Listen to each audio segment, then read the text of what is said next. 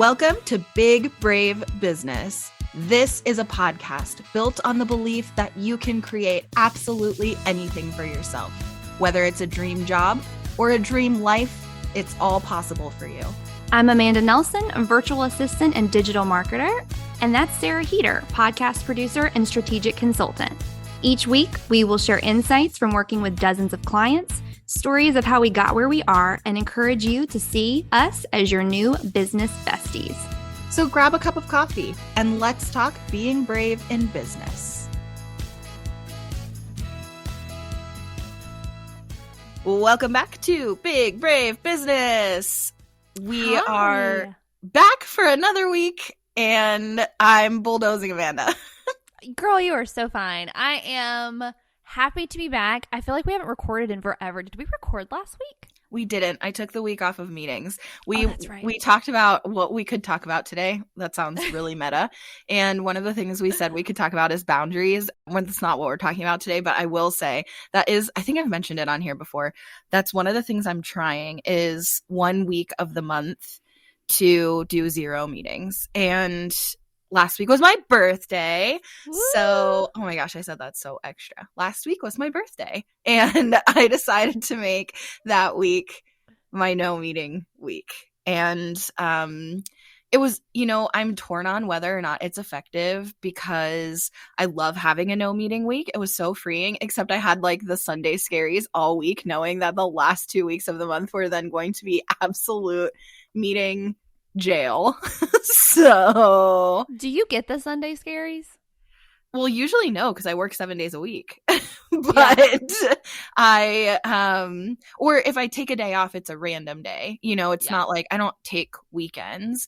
Weekends in particular are really, really big for client work. Like a lot of people get their stuff in at the end of the week for the next week. So then I'm working all weekend. So if I do take days off, they're usually weekdays. Sometimes I take a Saturday. But anyways, all of that to say, no, Sunday is not usually scary because it's just continuing like status quo. But I felt like I had the Sunday scaries all week because I was just looking at my jam-packed calendar this week and I was like, oh my God. Well, it's fun that you say that. Literally all of my clients last week were rather on vacation or they were like out on for spring break. And so I had such a chill week and a half. It was amazing. And then everybody came back and it's been balls to the wall, incredibly busy now that everybody is back. But I did have a week that was so chill. I did find myself periodically being like, oh my God, there's something I'm supposed to be doing and having the scaries for real, for real. But I'm glad you had a good time off, I hope. Yeah, it was a good time off. It was super low key. I was just explaining this to somebody yesterday, but I've never been good at play. And ever since I was like a kid, I've always been like, play feels like a waste of time and I should be being productive. Mm-hmm. And this was really, really, really strong in college. I really struggled in college with doing things that were quote unquote purely fun. I could have fun being productive. And people used to tease me of like, everything always comes back to my resume.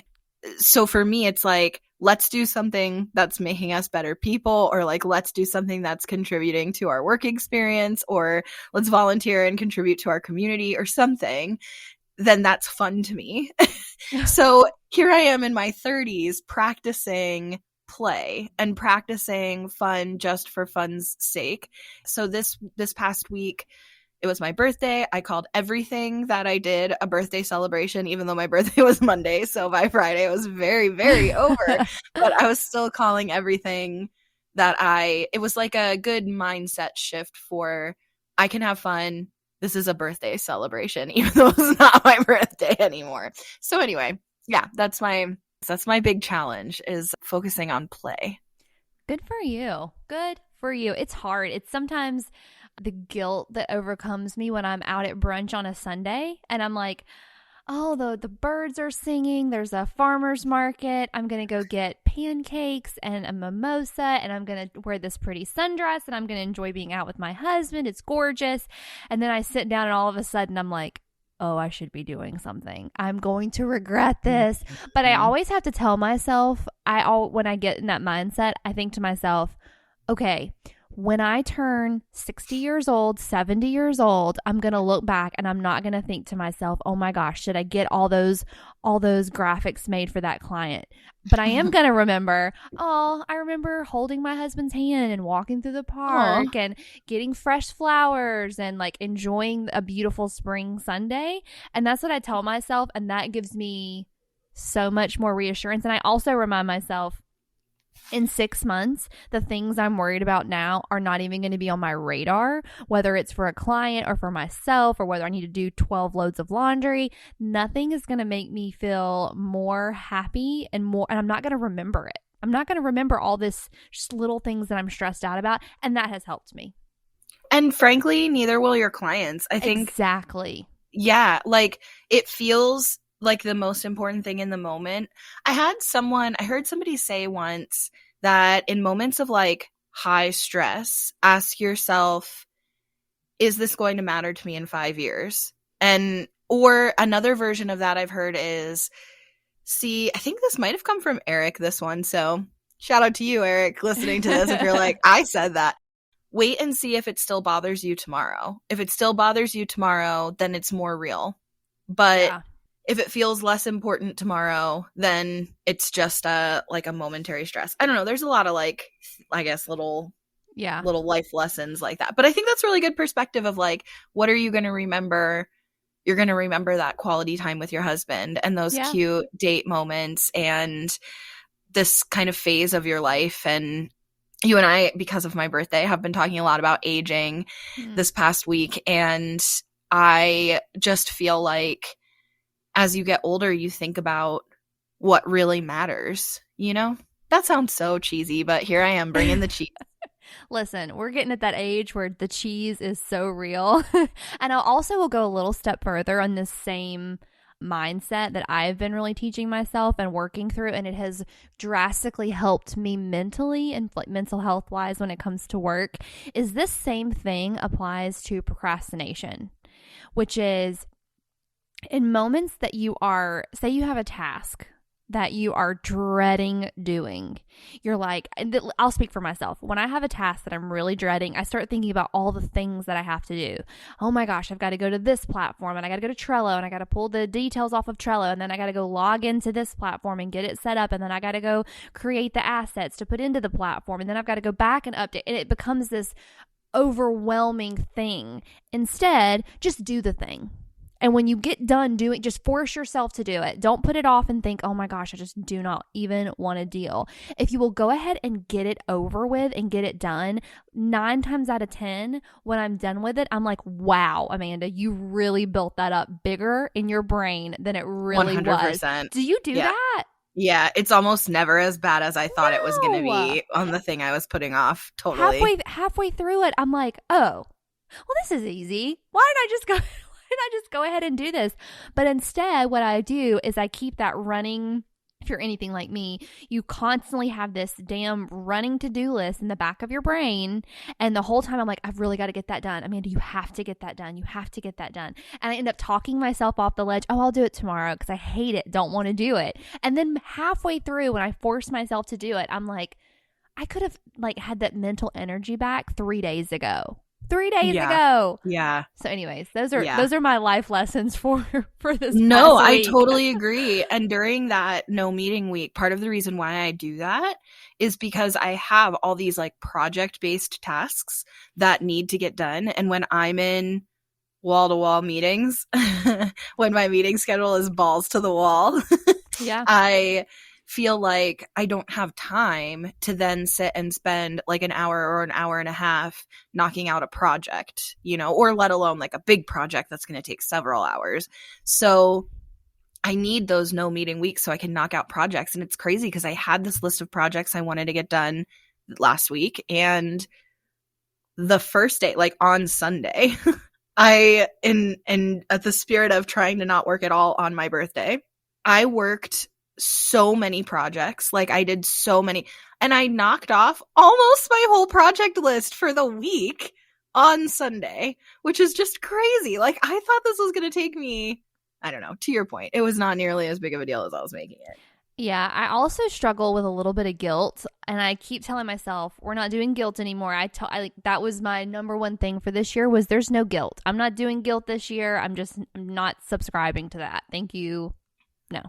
But this past week when I have some clients that are traditional Orthodox Jew. And so they were out for all of Passover until just yesterday. So they were out for I think a week and a half in celebration of Passover. They actually live in Israel. And so I had those clients out. It was also spring break. So I had 6 of my biggest clients were out for a week and a half to 2 weeks. And so I still worked, of course, but I didn't do the nighttime hours that I typically do. And I didn't have all those meetings. So I was really able to go for a walk in the middle of the day, just take time away where I'm normally glued to my computer because I'm servicing them, talking to them. And the whole time I kept telling myself, you could be getting so many more little things done. You get so much more little things done. But I kept telling myself, when do you ever get this uninterrupted time? This time where you can sit in the floor and play with your dog for an hour and chill out and not feel so stressed, go on a date night, which I very rarely do during the week because I have client work, so I try, here's the thing. We're not doing any guilt. Do not feel guilty about taking time away. Do not procrastinate. Do the damn project. You'll be so happy that you did. It's not near as bad as you are making it in your head. I guarantee it. And then the last thing is celebrate your birthday. Every day of the year, you deserve to celebrate. This is really interesting because what we originally talking about for this episode was fear.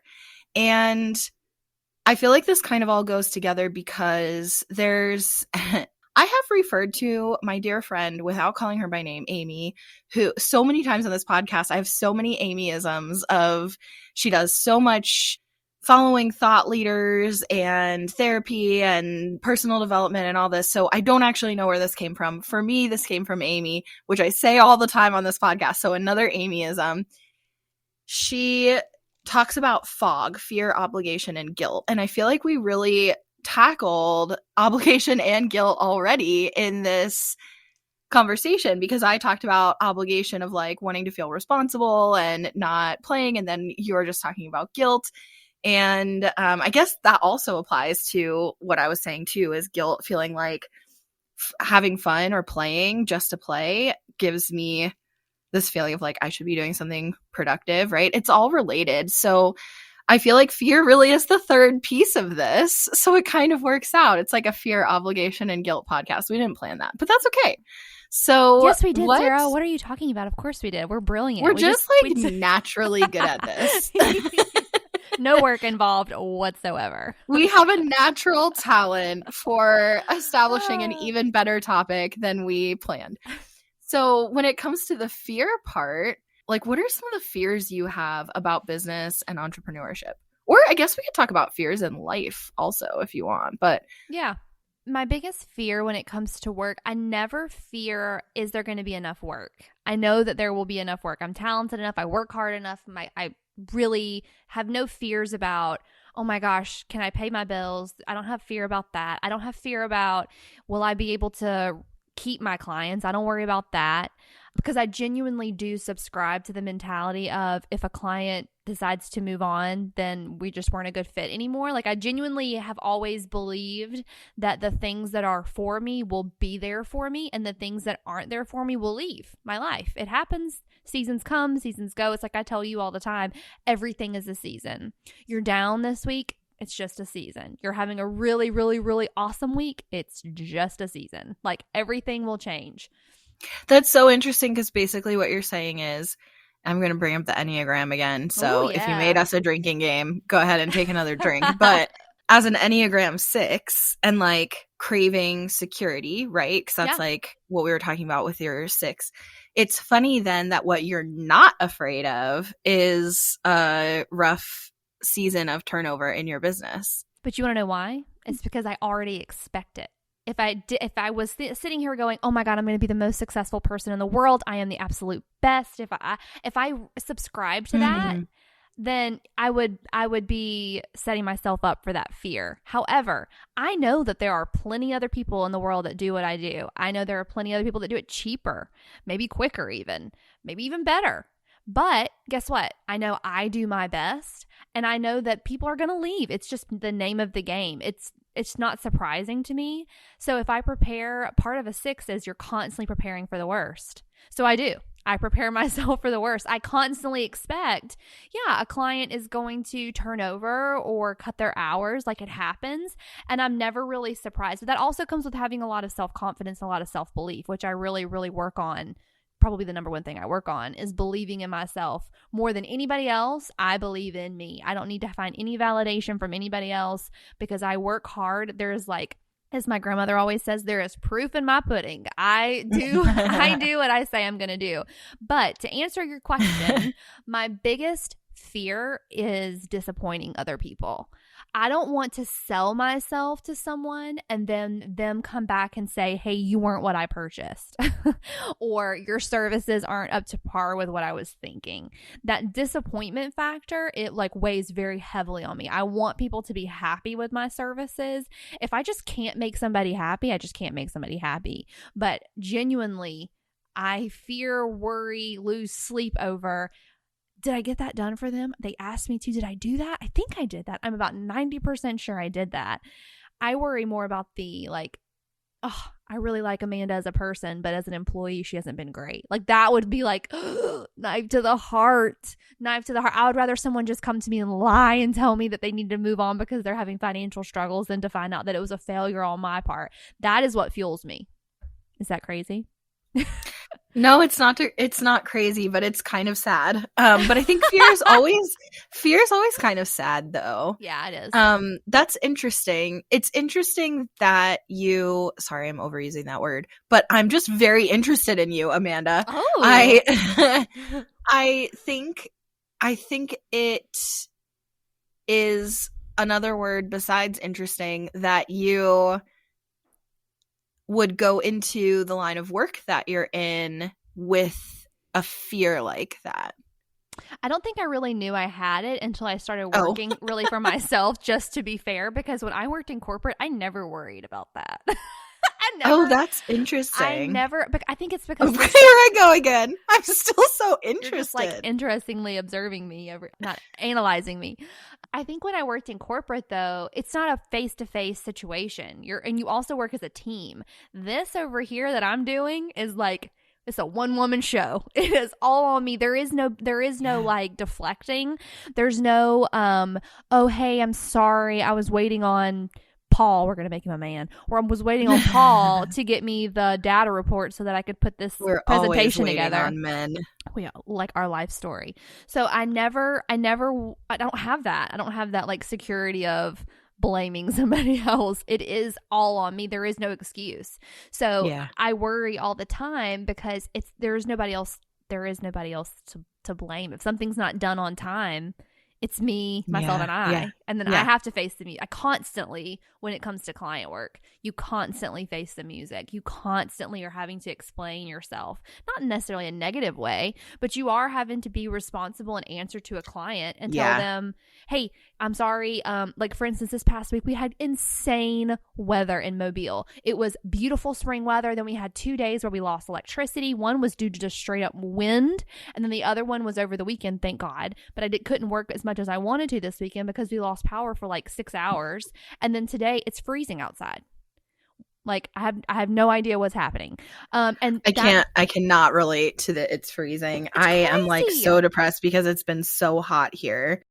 Yeah. So this week I lost power twice. The only excuse that I really have is like, hey, I'm sorry. I'm literally working off of a hotspot right now. Like, just give me a little bit of grace. I'm doing the best I can. That's the only like grace that I can give myself is like when a natural disaster is happening. There is no, hey, Paul and, HR, you're taking forever to respond to my email. It's just me. So that fear really comes from the buck stops here. And I want to make sure that I deliver. And it's another reason why I thrive on positive reinforcement and verbal confirmation. Like, hey, you're doing a great job, is because I'm constantly wondering, are you happy with my services? Did you really like that graphic I made? Or was that presentation successful? Did that video commercial get you a client? Like I like, again, this is what I've said over and over again. I worry more about my clients than they think I do.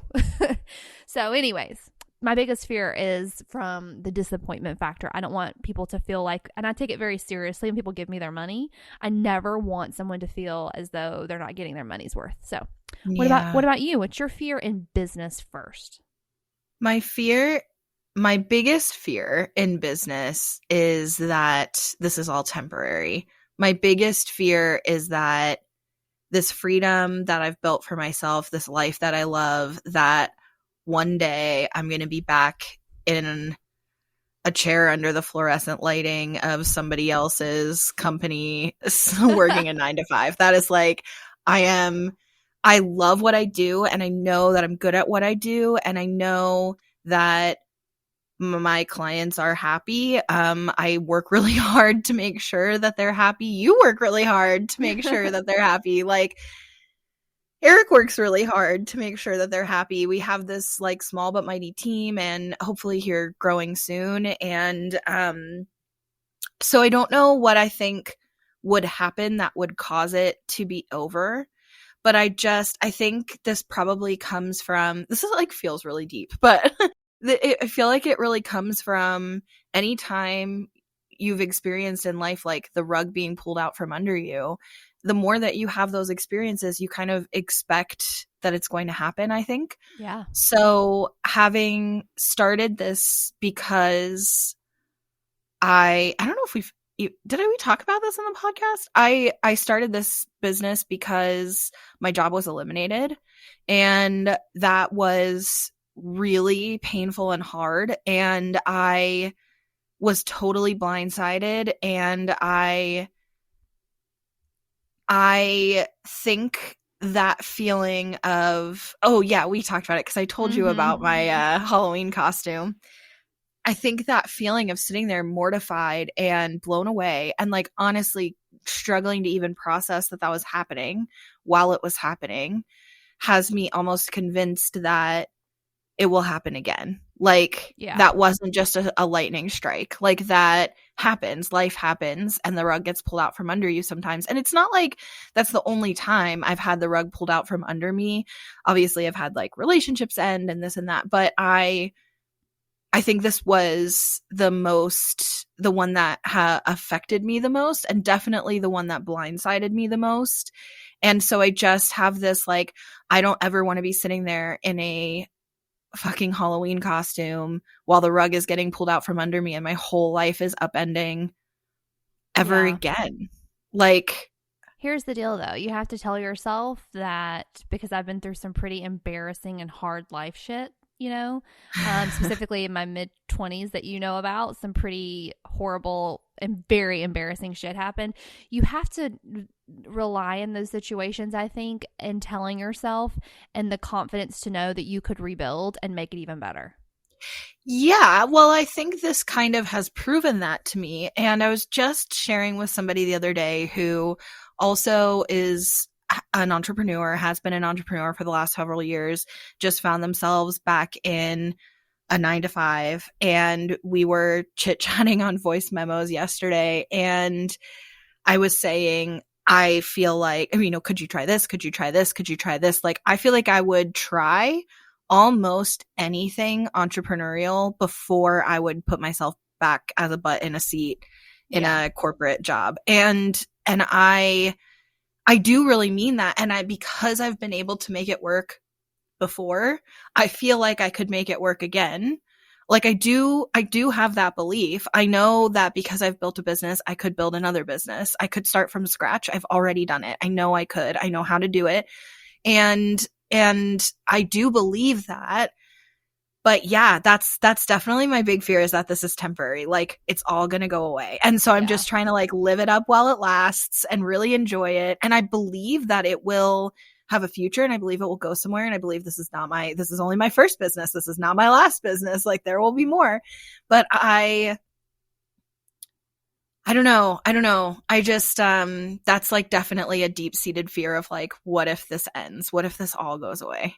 Yeah. I also struggle with, because I do work so hard, I do hustle, I do work, 6 to 7 days a week. Another pretty big fear of mine is this is totally unsustainable. Like, Yeah. It is unsustainable. Full stop. There is no way that I can continue to work and bill the amount of hours and time in this business when I'm in my 60s. Like, that's unsustainable, right? So I'm kind of, Yeah. and Like there is going to be a new iteration at there some has to point be. because there has to be. There Yeah. has to be, yeah. So I can't continue to live like the way and work the way that I do forever. Like Yeah. realistically, there has to be something different. I've got to start another business, or and there's nothing and I've said it before. There's really nothing about this that about my job as a virtual assistant that I want to make into a group of people. I don't want to start an agency. Like that to me, because I know I would just work really hard at that. Like, I just know that it would be more work. So, to really figure out, like, I'm 33 right now, how many more years am I going to invest in doing this to the level that I'm doing it? I think I'll always will do this job. I hope I always will. I really do enjoy it. But to what end and to what length, and then Mm-hmm. when retirement, quote unquote retirement comes, what does that look like? And I think that's what Yeah. anybody that works for themselves, it's kind of like it's not scalable. But then I also remind myself too, Amanda, think of all the years that you invested and worked in a company that you have nothing to show for when I worked in corporate. And think of all the years that I made the exact same amount of money year to year, week to week, month to month, no matter as much effort as I put in as possible. And I have nothing to show for it. I'm not passionate about that business. At least in the company that I'm in, quote unquote company, me, in the business that I'm in, I'm investing in myself and I'm getting to do it in a way that I like and I'm responsible for. But Yeah. there is that fear of, and I don't even want to call it a fear because I'm aware of it. Again, if I'm aware of it, it's really not a scary thing to me. It's the unknown that's Yeah. scary. Yeah. Yeah. And I It's the have stuff you don't deal with that scares you. totally, and I've said it over and over and over again. I believe, and when you put things out into the atmosphere, you put things out there into the ether, getting all kind of woo woo up in here, something will come to your doorstep. And I know something will come, or an opportunity, whether it's like I move up in a company and I help manage other virtual assistants, or I don't know, we'll see what the world brings me, or another business entirely, or I do something totally different. Who knows? But realistically, I can't continue to work 6 to 7 days a week for 20 years, right? Do you ever feel like Or that? more. Or Yeah. more? Sort of. I mean, we've talked about this on here too, but I think that because I have this plan of building this so that I can sell it, there is very much an understanding that, and maybe part of the reason why I flocked to that idea so enthusiastically is that then it is temporary, but it's my choice, right? And that way I will get to choose when I exit instead of like whatever circumstances choosing for me. And there is this feeling of in 5 to 8 years, I hope that this company is in a really great position to sell. And at that point, I may or may not want to sell it because I may love it, and that's fine. But also, I'm very much building it, and this is a whole other conversation, but I'm very much trying to build it in a way that I can be the CEO. So my role, it's already kind of shifting that way. I've been working on like the beginnings of that transition where, I have always called myself a podcast producer and strategic consultant. I'm trying to transition into introducing myself more as a CEO and founder. And it's the difference between being a service provider and being a leader in my own company, right? And I currently am doing both. I'm leadership of my own company and I also am providing service, but by expanding my team, it like allows me to step more into more of the CEO role and less of the service provider role. All of this to say that I am trying to build in that progression for myself so that I am designing what the next iteration looks like. And I feel a little bit like I'm already in a new iteration from where I was a year and a half ago, So it's just sort of, I'm definitely a planner. And so planning for what I want the different iterations to look like. And you and I spitball all the time of establishing a community or a membership for Big Brave Business one day, and what other things could we do, what other events. We've even like talked about a conference and all kinds of like cool things that this could grow into.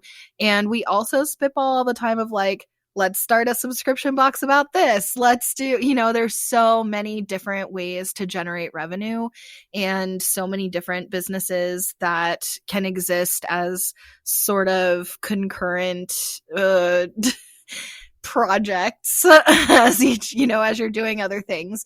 So I feel like that would really help a lot, figuring out what the next stage looks like. Like if you wanted to dial it back on client work in the next 5 years or whatever. I'm not trying to put a timeline on it for you. I just wanted it to sound long because I don't want you to stop. I love you working for me. Oh no, I think I'll always will work. I just wonder like to what degree? Like does it need to be 15 clients at once?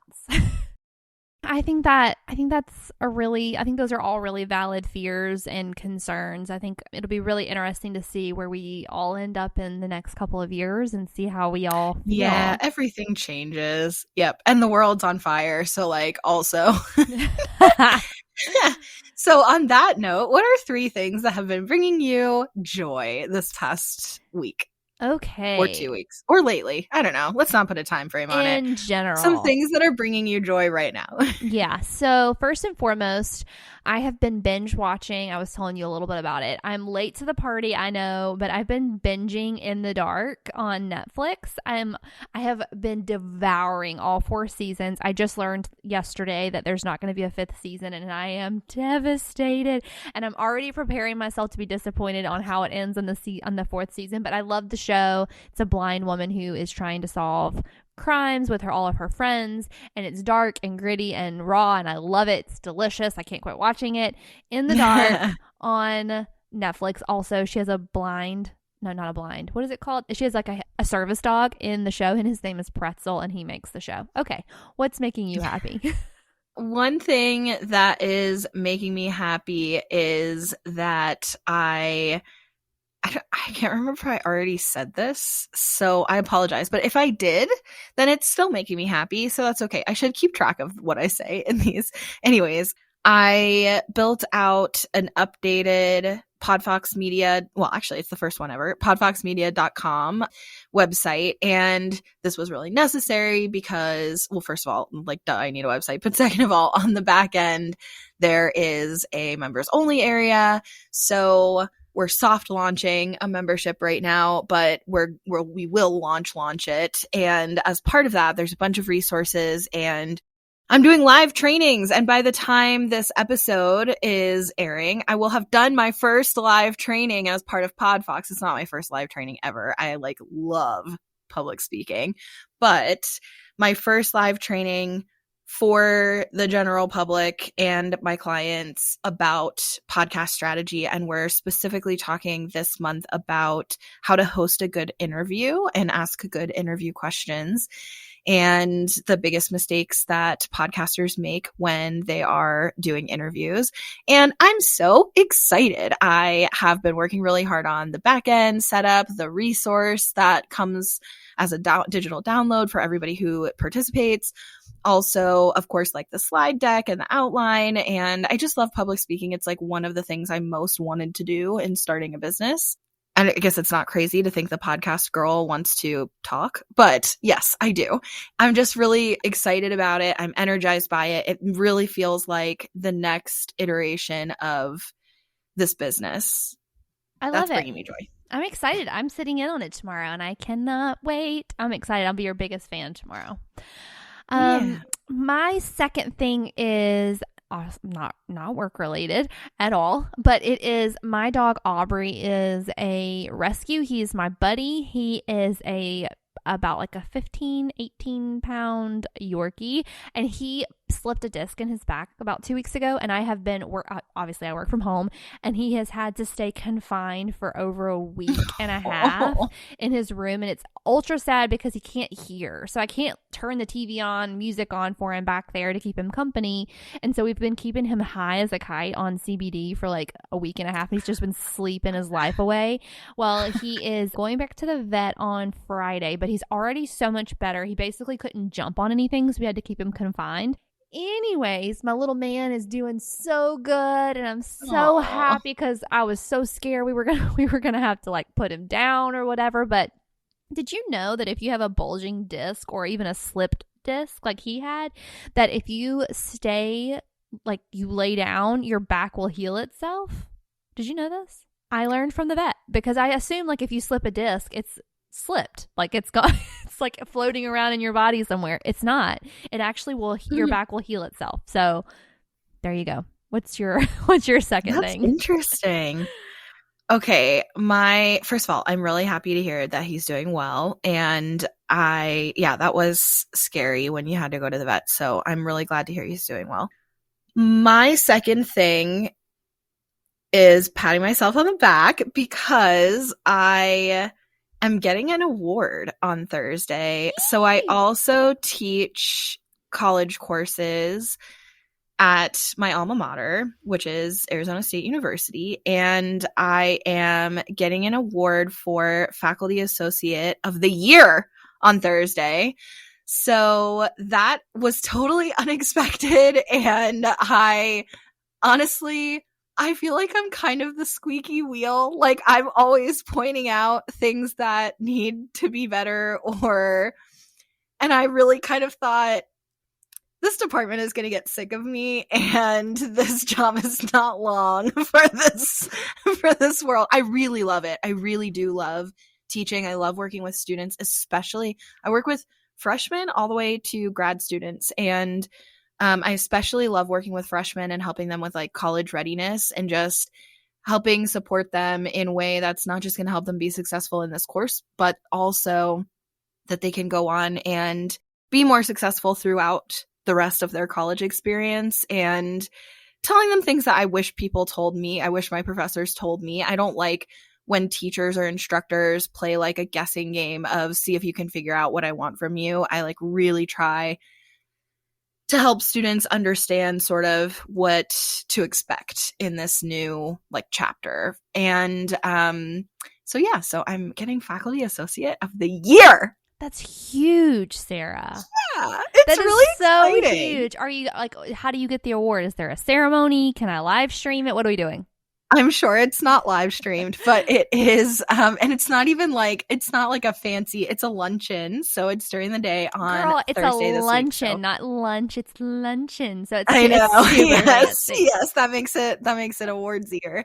So yeah. And then I've been thinking like, what the heck am I going to wear? Because I very much live in my work from home attire. So like, I'm going to have to figure out a good awards luncheon. What do you wear to an awards luncheon? So anyways, that's been my like big stress, but that's bringing me joy. It was so thrilling to get notified that and Eric's going with me because I can have a guest. So we're going to a luncheon this week, and I'm just tickled pink, as they say. That's so nice. That makes me so, so happy. Nobody else deserves it more. And I'm sure like the other faculty members, the people that you have quote unquote bothered with like all your questions and all the things, I bet they appreciate that you give a damn about your job and you're not just like winging it on a, not like, you know what I mean? Just phoning it in. I guess so. And then ironically, I had a student complaint this week that went to like my supervisor. And I was so annoyed. And I said to Eric, like, on the week of my award. The week of my luncheon. Okay, my last thing about what is making me happy is I finished a book by Rachel Hawkins, who I love. I love to read her stuff because it's so fun. It's so engaging to read. She's a great storyteller and a great writer. And she's also from Alabama, and I love to support any female authors specifically, but a female author that's from my state who has done really big things. Like she's a New York Times bestseller in a genre that I love, which I love fiction in general. And she the way she's approached her career is so much like if I ever wrote a book, like how I would want to do it. And so I love to read her stuff, but and I read everything that she writes. So she came out with a book about a month ago called The Villa. Did I mention this? No, I didn't. I didn't mention this book already. I think you just told me. I don't think we talked about it on the podcast. Okay. I finished The Villa this past week. I thought it was really great. I hope they make it into a movie. It would make a incredible movie. But it was a great book if you're looking for something to read out on a picnic somewhere, and I'm thinking springtime, or if you're going to the beach whenever it's not freezing in Alabama and you go to the beach. I hope that you take this book with you because I thought it was really great. It's obviously set in a villa in Tuscany, and it's beautiful, but it's also got some thriller aspects to it. And like I said, the writing is really great. There's dual timelines, which I typically don't love, but this I really did. So highly, highly, highly recommend it. Also, an honorable mention for this week, if you have not watched Daisy Jones and the Six on Amazon, also by one of my favorite female authors that is now turned into a TV show by Taylor Jenkins Reid. She's an incredible author. That show on Amazon is so freaking good. If you haven't watched it, oh my gosh, it's so good. I've been listening to the, okay, anyways, go ahead. What's yours? What's your last one? So the third thing that is bringing me joy is, okay, so confession. This is a hot take, but you guys, I don't like coffee. I know. Nobody understands. How are we friends? And so many people in my life, throughout my life, have said, oh, I know a coffee you'll like. And they like make me a drink or buy me a drink and try to get me to like it. And it's not even the flavor of coffee. It's the way it leaves my mouth feeling. I hate the way coffee makes my mouth feel. So anyways, one of the things that has been interesting in entrepreneurship is how often you meet people for coffee. I go for coffee all the time, but I don't drink coffee. Do you like tea? And no, I think tea tastes like dirt water. And you may be thinking, where is this going? Because how is this bringing you joy? But I do like meeting people, quote unquote, for coffee. I just don't get coffee. But I never really know what to get. So if it's cold enough, I'll get a hot chocolate because that's delightful and it brings me joy. And it's okay that it's something that the children order because it's delightful. So I don't mind, depending on like where it's from. And then I can compare who has the best hot chocolate and it's fun.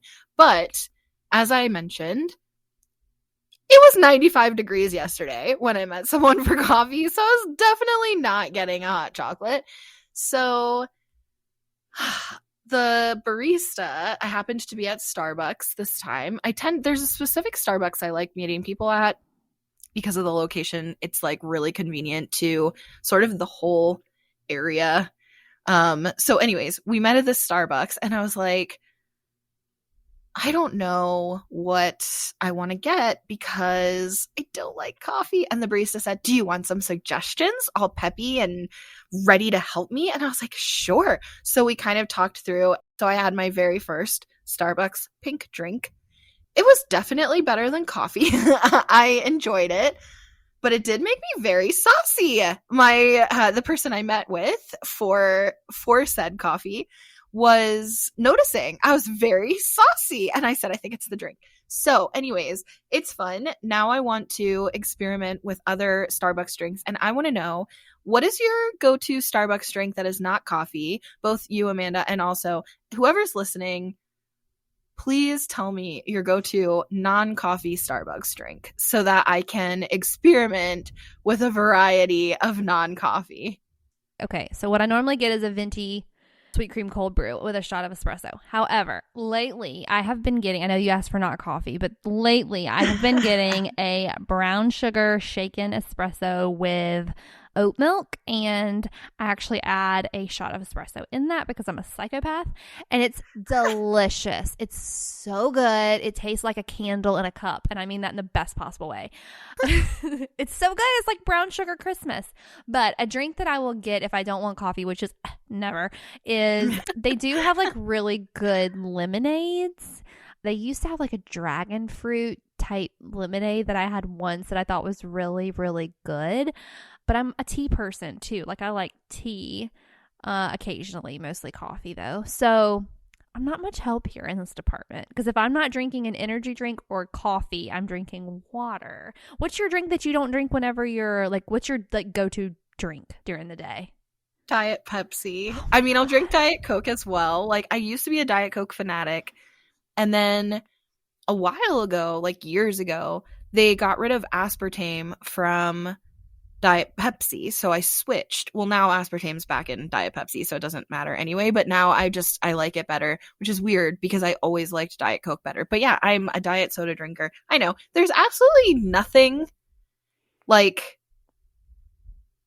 positive, nothing, no benefit to drinking diet soda. I know that. You don't have to tell me. I enjoy it. It makes me happy and it caffeinates me, so it's fine. Okay. Do you drink it? Do you drink a lot of water? Yeah, so I'll switch like it depends on the day and what time I have to get up the next day, but I'll switch around like between 4 and 6 to water, and then I just drink water the rest of the night. So, yeah. Okay, guys. Well, you heard it here first. Sarah's not a coffee drinker, so share your drinks that you get when you go to Starbucks that are not coffee. That's definitely not the first place I've said it, but I appreciate you. And yes, I do. Please give me the recommendations. I think I used to do I think it was a passion tea lemonade from Starbucks and I loved it. But I want to experiment. But I'm so nervous about how to order it. So you have to tell me literally what to say. When you tell me what drink to get, you have to literally write it out for me because I'm not a Starbucks goer, so I don't know the lingo. Well, thank you so much for tuning in this week. We hope that you'll connect with us on Instagram at Big Brave Business. You can find Sarah at Sarah K. Heater, and you can find me on Instagram at Amanda Nelson Reads. We'll see you next time.